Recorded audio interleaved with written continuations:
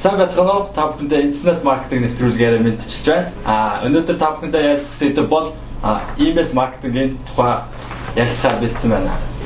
Email маркетингийг үндсэндээ 3 ангилж үздэг. Энд нь болохоор хамгийн нэгдүгээр newsletter буюу мэдээллийн тохиомл, түүний дараагаар transactional email буюу албан хэргийн email, direct email буюу шууд илгээх захим шуудан гэсэн гэж 3 ангилж үздэг. Үүний хамгийн ихнийх нь newsletter-ыг тухай ярихад бол newsletter-ыг байгууллага өөрсдийнхөө харилцагч үйлчлүүлэгч нартай үйл ажиллагааныхаа тухай 7 хоног бүр ч юм уу ямар нэгэн тогтсон хугацааны мэдээллийг эмгэтхэн хүргэхийг бол newsletter гэж хэлж байгаа. Үүнийг бол манайхан ч гэсэн манай дотоод үйл ажиллагаа явуулж байгаа байгууллагууд гэсэн ихээр ашиглаад эхэлсэн.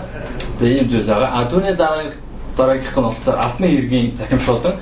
Албан хэргийн захим шууданг ямар үйл хэрэгэлдэг вэ гэхээр хэрэглэгч байгууллага хоёрын хооронд захиалга өгөх, захиалгаа баталгаажуулах ч юм уу, эсвэл ямар нэгэн төлбөрийн нэхэмжлэл явуулах болон бусад байгууллага хэрэглэгч хоёрын хоорондоо тийм харилцаа үүсгэхэд албан хэргийн имэйлийг ашигладаг.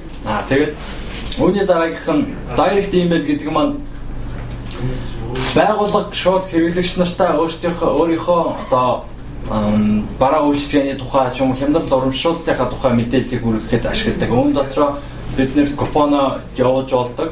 Тэгээд мөн дээрээс нь бүтээгдэхүүний каталогуудыг ч юм уу явуулахыг direct email гэж хэлээд байна. Email маркетинг гэсэн ойлголтыг бол бүгд мэддэг хэдий ч яг тэр болгон төгс ашигладаг гэдэг дээр зарим нэгэн алдааг бол гаргадаг. Энд юу хэлэх гэж байгаа юм бэ гэхээр бид нэр хэн гэдгийг мэддэхгүй асар олон хүний email листний багц руу өөрсдийнхөө бүтээгдэхүүн үйлчилгээний талаарх захим шууданг илгээдэг байгаа. Энэ бол нэгдүгээр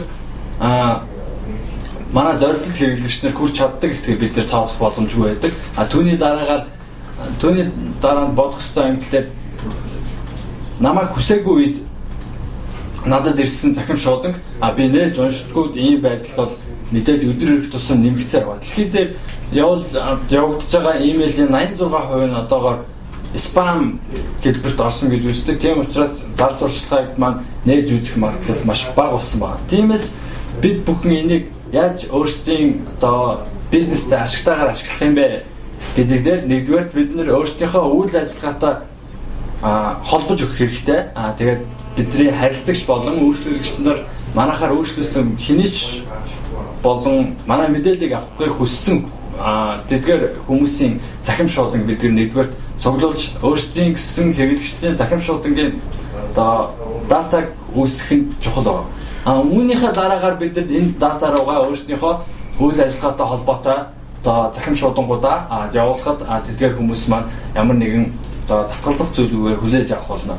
Тэгээ албан хэргийн имэйл нь болохоор энэ захим шуудангийнхаа төрлүүдээс хамгийн олон нээгдэж үзэгддэг ийм имэйл байгаа. Тийм учраас бид нэр аль болох үйл ажиллагаа байгууллага ямар нэгэн захиалга авдаг бол хэрэглэгч нараас захиалга авдаг бол энэндээ захим шуудангаа ашиглах нь биднэрт дараагийн удаа бид нэр өөрсдийнхөө каталогийг ч юм уу үнийн саналыг илгээхэд тухайн харилцагч маань тухайн захим шууданг нээж үзэх магадлал маань өндөрсөн. Өөрсдийн хэрэглэгч үйлчлүүлэгчдийн захим шуудангийн багцыг бид нар хэрхэн яаж бий болгох вэ гэдэг дээр хэд хэдэн санаанууд байж болно. Нэгдүгээр болохоор бид нэр өөрчлөлж байгаа хүмүүсийн санал хомдлыг хүлээж авах үүднээс бид нэр тэдгээр хүмүүсийн захим шууданг өөрсдийнхөө зөвшөөрлийн дагуу цуглуулж болж байгаа. Үүний дараагаар бид өөрсдийнхөө захим хуудасаар дамжуулан манай байгууллагын үйл ажиллагаатай холбоотой мэдээллийг авахыг хүсвэл та өөрийнхөө захим шууданг үлдээнүү гэсэн хэсгийг бид захим шуудан дээр бий болгох хэрэгтэй. Ингэснээр үнэхээр бидний тухайн мэдээллийг авахыг хүссэн хэрэглэгч маань өөрийнхөө захим шууданг тэнд бүртгүүлснээр бид нэр бас өөрснийхөө захим шуудангийн баазыг нэмэгдүүлэх боломжтой. Над ирсэн захим шуудан болгоныг би нээж үздэггүй. Учир нь яагаад гэвэл ихэнх тохиолдолд тэр маань надад хэрэгцээгүй миний бүртгүүлээгүй ч юм уу миний мэдээлэл авахыг хүсээгүй газраас ирсэн захим шуудангууд байдаг учраас би тэднийг шууд устгадаг.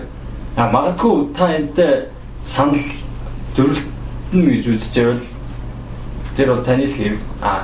Эсвэргээр та хэрвээ надад хүсээгүй байхад захимшуудыг илгээх юм бол би тэрийг санамсаргүйгээр нээж үтсэн байх юм бол дараа нь танай байгууллагын талаас сөрөг сэтгэлдээ болон миний цагийг ямар ч хэрэггүй зүйлд маань өрсөнд би маш их харамсах болно.